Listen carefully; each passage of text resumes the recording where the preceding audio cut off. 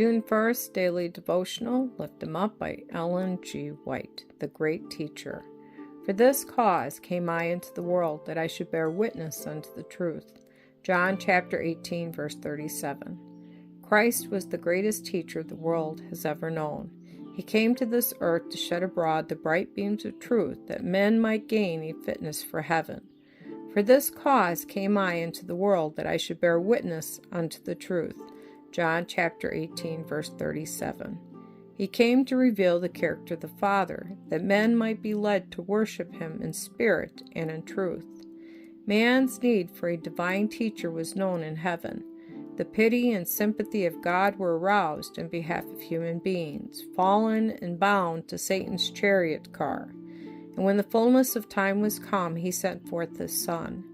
The one appointed in the councils of heaven came to this earth as man's instructor.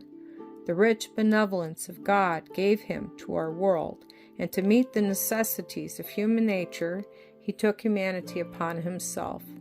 To the astonishment of the heavenly host, the eternal Word came to this world as a helpless babe.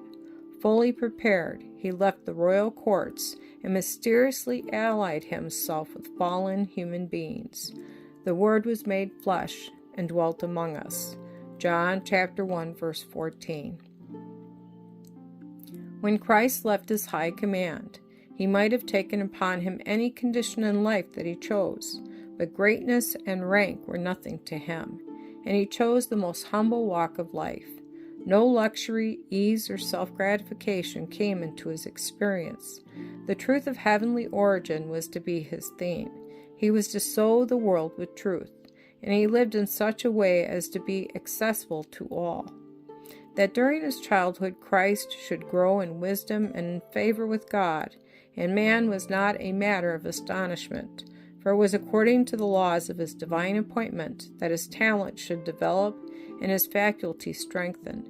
He did not seek an education in the schools of the rabbis, for God was his instructor. As he grew older, he continued to increase in wisdom. He applied himself diligently to a study of the Scriptures, for he knew them to be full of invaluable instruction.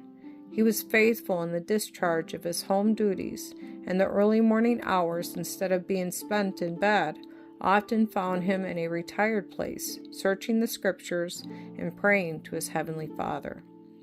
All the prophecies concerning his work in mediation were familiar to him, especially those having reference to his humiliation, atonement, and intercession.